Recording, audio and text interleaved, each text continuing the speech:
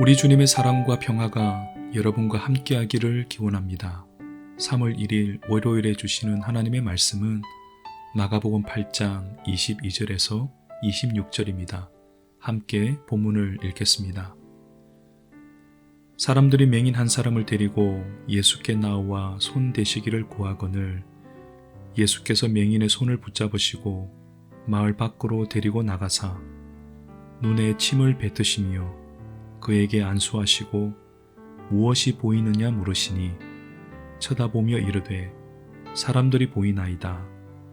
나무 같은 것들이 걸어가는 것을 보나이다 하거늘 이에 그 눈에 다시 안수하심에 그가 주목하여 보더니 나아서 모든 것을 밝히 보는지라.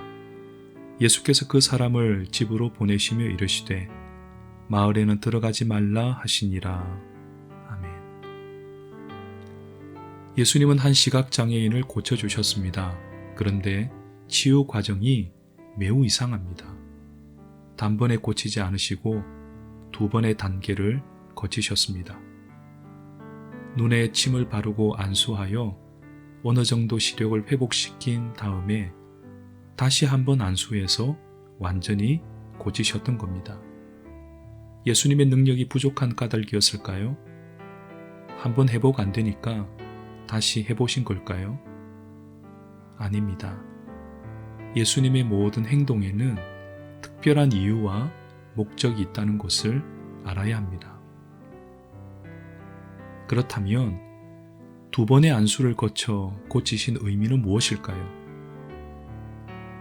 예수님을 분명하게 보기 위해서는 한 번의 안수, 한 번의 은혜로 되지 않고 지속적인 은혜가 뒷받침되어야 함을 말해줍니다. 칼빈은 이 본문을 해석하면서 하나님의 은혜가 한 방울씩 그에게 흘러 들어갔다고 말했습니다. 우리는 뭐든지 극적인 변화를 좋아합니다.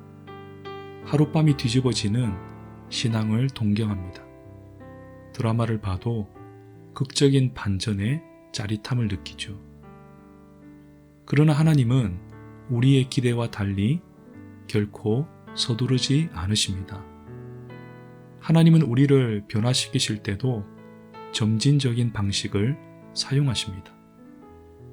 우리가 눈 뜨는 과정이 지루해도 하나님은 기다려 주십니다. 폭포수 같은 은혜를 사모해도 좋습니다. 하지만 진정으로 우리를 변화시키는 것은 한 방울씩 스며드는 은혜입니다. 매일 조금씩 읽는 말씀과 틈틈이 드리는 기도가 별 의미 없어 보여도 사실은 그것이 신앙을 건강하게 세워줍니다. 천천히 그리고 꾸준히 주님 따라가시길 바랍니다. 이 사건은 1차적으로는 한 시각장애인을 고치신 사건이지만 동시에 무지한 제자들을 일깨우기 위한 의도도 있습니다.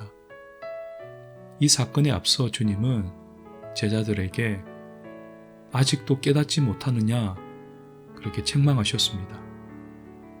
많은 기적을 보고 많은 가르침을 받았어도 여전히 예수님이 누구인지 제대로 몰랐던 것이죠. 다시 말해 제자들도 영적으로 눈먼 사람이었던 것입니다. 예수님은 시각장애인을 두 번에 걸쳐 고치시면서 제자들을 가르치고 계십니다.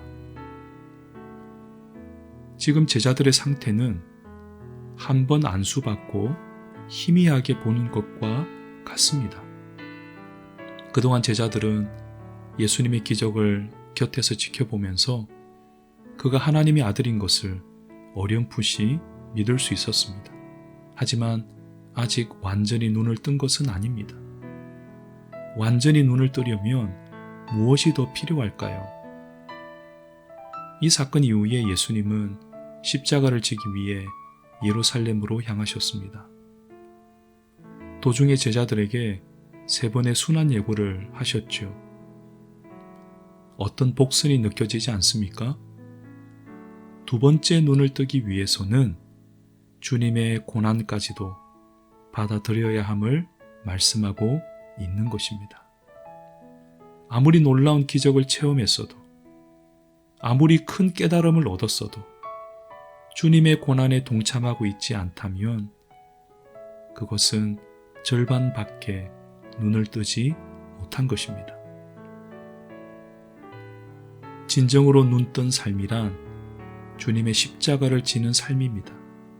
그리고 타인의 슬픔을 보고 함께 슬퍼할 수 있는 마음을 갖는 것입니다. 오늘 예수님이 시각장애인의 다친 눈을 어루만져 낫게 하셨듯이 우리도 얼어붙은 마음을 갖고 사는 사람에게 따뜻한 손길 내밀 수 있기를 바랍니다. 사순절을 보내는 동안 우리의 눈이 온전히 열리기를 간절히 기도합니다. 사랑의 주님, 우리의 눈을 열어 주옵소서. 그래서 세상을 따뜻한 시선으로 바라볼 수 있게 하옵소서.